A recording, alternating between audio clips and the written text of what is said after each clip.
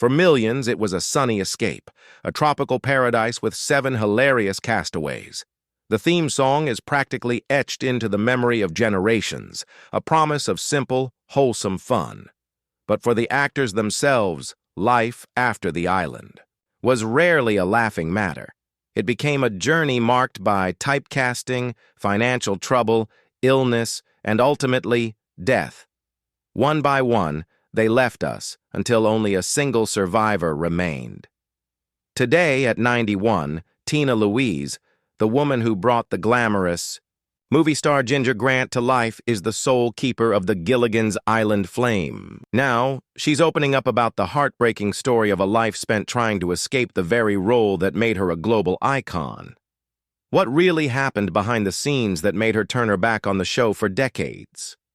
The answer is a painful story of a lost childhood, a battle for her own identity, and a struggle for survival far more challenging than anything the castaways faced on their deserted isle.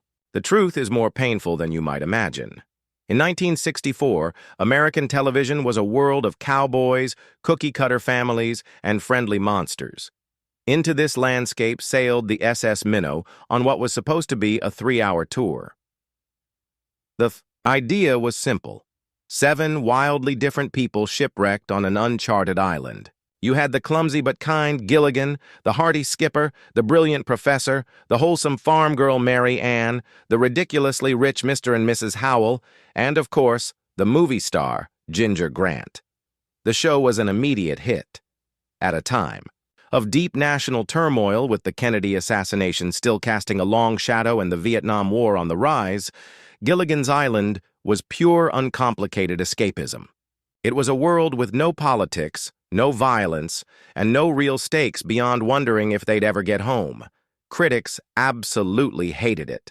UPI's Rick Dubrow famously wrote, "It is impossible that a more inept, moronic, or humorless show has ever appeared on the home tube." But audiences? They adored it.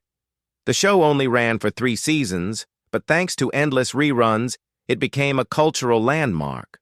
At the heart of all its glamour was Tina Louise. She wasn't some unknown actress. She was a serious performer. Born Tina Blacker in New York City, she studied under the legendary Lee Strasberg at the Actors Studio, the same place that trained icons like Marlon Brando and James Dean. She was already a Broadway star, leading the hit musical Lil Abner, and had even won a Golden Globe for New Star of the Year for the 1958 film God's Little Acre. Her ambitions went way beyond a 30-minute sitcom. When she was offered the role of Ginger, the pitch was irresistible. A character with Lucille Ball's comedy chops and Marilyn Monroe's bombshell appeal. That promise was enough to convince her to leave a Broadway show and take a gamble on TV. She imagined Ginger as a complex, funny, and sympathetic woman. The reality, as she quickly discovered, was something else entirely. There was friction from the start. A director on set wanted a meaner, more sarcastic Ginger, a take that horrified Louise. She felt it betrayed the show's core charm. You couldn't dress a character up like a glamorous movie star and then make her unlikable. The audience would hate it. The conflict got so bad, she was ready to quit before the show even got going. It took the head of CBS himself to step in, listen to her, and replace the director to keep her on the show. But that early win was just a preview of the bigger fight ahead. Louise felt the character was a one-dimensional caricature, not a person. She had reportedly thought the show would center on Ginger, the movie star stuck with 6 regular folks, only to find herself just another part of an ensemble, often reduced to a simple sight gag. Her early fears about being typecast weren't just anxiety. They were a prophecy. Rumors started that she was distant on set. While other cast members joked around between takes, Tina often kept to herself. Dawn Wells, who played Mary Ann, later said that Tina never really felt like part of the group. This wasn't just about ego. It was a clash between a serious, trained actress and the goofy, fast-paced world of slapstick. She felt the role was actively hurting her career. While the world was falling for Ginger Grant, Tina Louise was starting a lifelong battle to escape her. The island that was a paradise for viewers was becoming her personal and professional prison.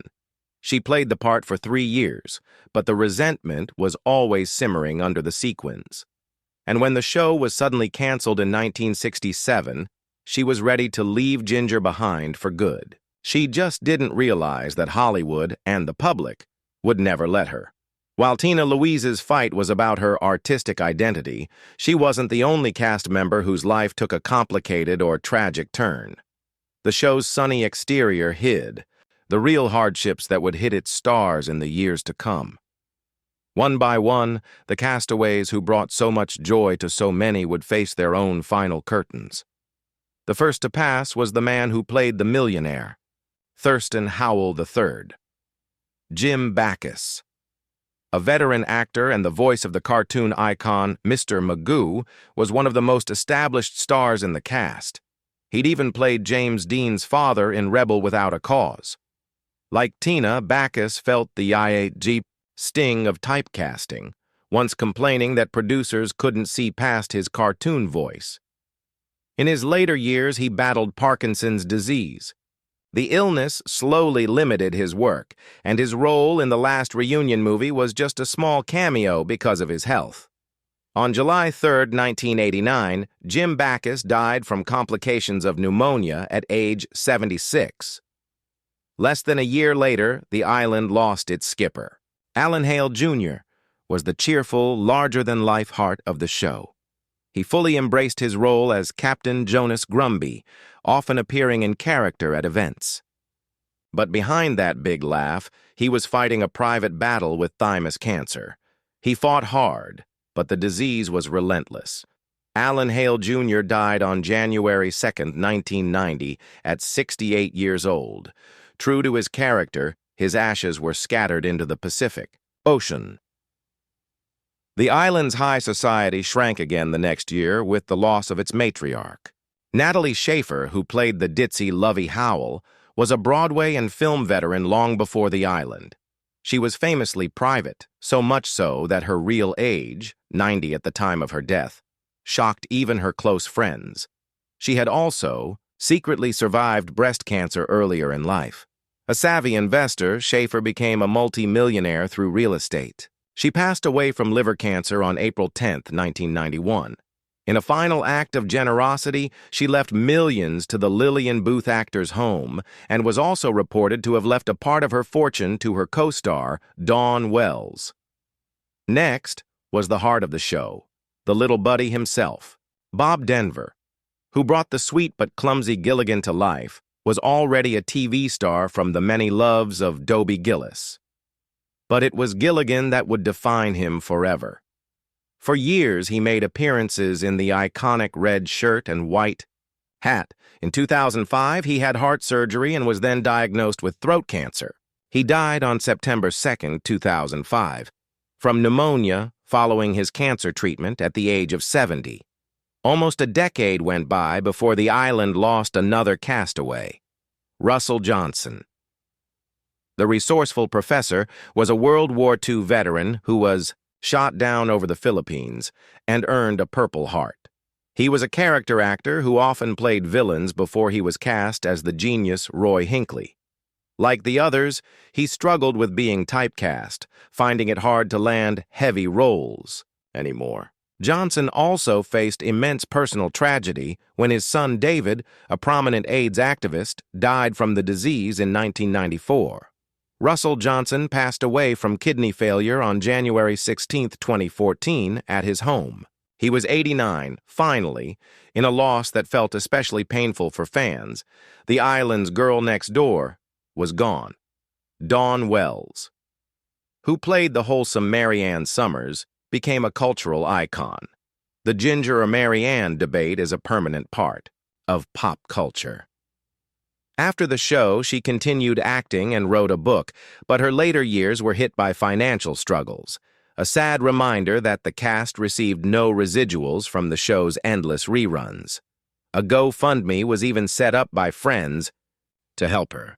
On December 30, 2020, at the height of the pandemic, Dawn Wells died from complications related to COVID-19. She was 82.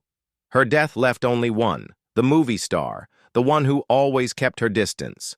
Now, she was the last one standing. To understand Tina Louise's complicated relationship with Gilligan's Island, you have to look beyond the Hollywood soundstages. Her story really begins in the quiet, difficult corners of her childhood. Her memoir, Sunday, a Memoir, pulls back the curtain on a past that was anything but glamorous, revealing the wounds that shaped her. Born in New York City, Tina's world fell apart when she was very young. Her parents divorced, and she recalled the instability that followed. She lived in 5 different homes, with relatives and even a stranger, before going to live with her mother. But before that, at around age 6, she was sent away to what she described not as a boarding school, but a really bad place, like a prison.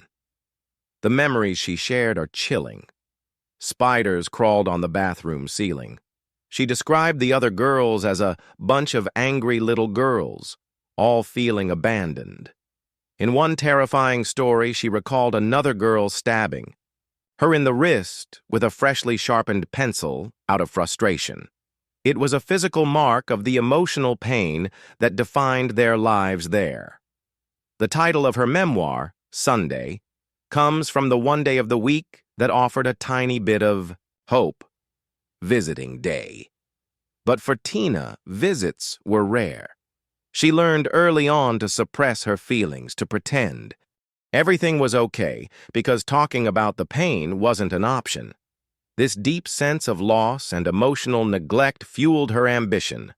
Acting became her mission. It wasn't just a career. It was a way to finally process the emotions she'd been forced to bottle up. She poured everything into her studies at the Actors Studio, determined to be a respected dramatic actress. So when the role of Ginger Grant came along, she saw a chance to create a character with glamour and substance. But when the reality of sitcom production hit, it struck a raw nerve. Feeling her character was being flattened into a stereotype wasn't just a professional letdown, it was a painful echo of her childhood, of being misunderstood and unseen for who she really was. Her fight to keep Ginger nice was, in many ways, a fight for her own dignity. The years she spent distancing herself from the show weren't the actions of an ungrateful diva. They were the actions of a survivor. She was protecting the wounded little girl who was sent away and told to be quiet. The decades-long battle with Gilligan's Island was really a battle for her own soul. When Gilligan's Island was canceled in 1967, most of the cast was famous, but also stuck. For Tina Louise, the show's end felt like a new beginning, a chance to finally get back to the serious acting career she'd put on pause. She immediately tried to dismantle the Ginger Grant persona. She sought out roles that were the exact opposite of the ditzy movie star. She played a heroin addict, a cruel corrections officer, and appeared in darker films like The Stepford Wives. She also took roles in gritty TV dramas like Kojak. Every choice was a statement. I am more than Ginger. But no matter what she did, she couldn't escape the island's shadow. She later admitted with frustration that she felt the show had ruined her movie career. That feeling came to a head in the late 1970s when the call for a reunion came.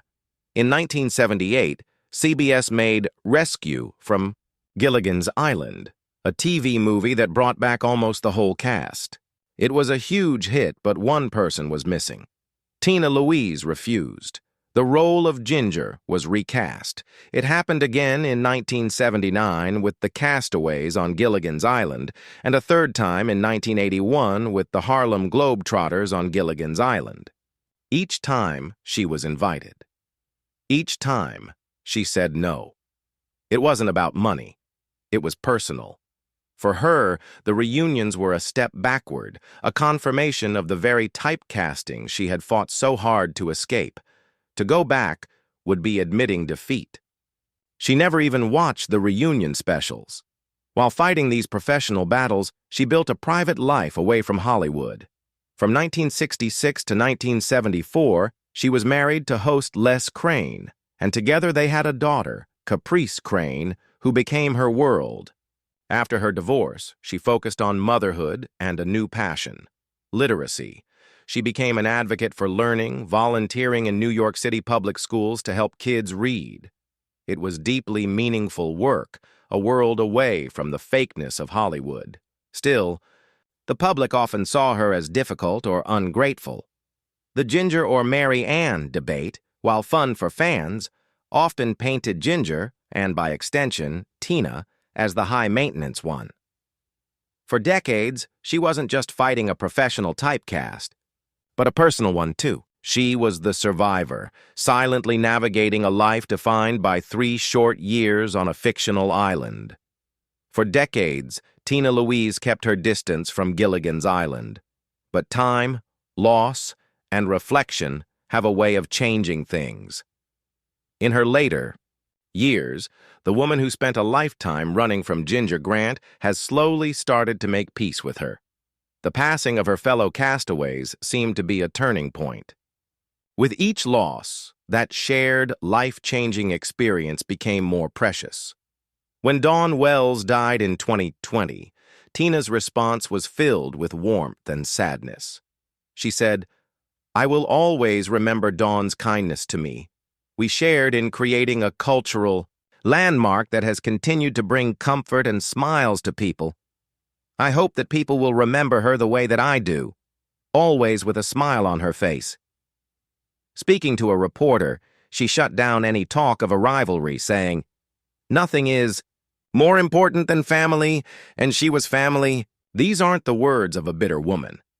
They're the words of a survivor looking back with grace. She started talking about the show's legacy, acknowledging that the sweet, silly show brought a special kind of joy to people. This shift seems tied to her decision to finally tell her own story. By releasing her memoir and giving a voice to the little girl who was silenced, she seemed to free herself from the weight of the past. This reconciliation isn't about pretending the struggles weren't real. The frustrations were valid, but now, those struggles are part of a bigger picture. She no longer has to fight to prove she's more than Ginger Grant. Her life's work, as a versatile actress, a dedicated mother, and a literacy advocate, has already done that. Today, Tina Louise stands in quiet acceptance of her past. She's outlived her castmates, survived a tough industry, and healed from deep childhood wounds. The island no longer feels like a prison. It's just one landmark on a long, incredible journey of survival. The story of Gilligan's Island is a classic TV paradox. On screen, it was a world where every problem was solved in 30 minutes. But behind the scenes, the real stories were about the sting of disappointment, the fight for identity, and the quiet dignity of facing life's final curtain. One by one, illness and tragedy claimed the cast, until only the movie star was left. Tina. Louise's journey has been the longest and the most complex. It's not just about outliving her friends, it's about surviving the very machine that made her a star.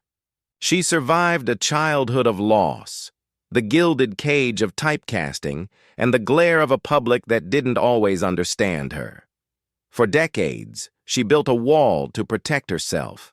But today, she is the last witness to a TV phenomenon, and she has finally found a way to embrace her entire legacy.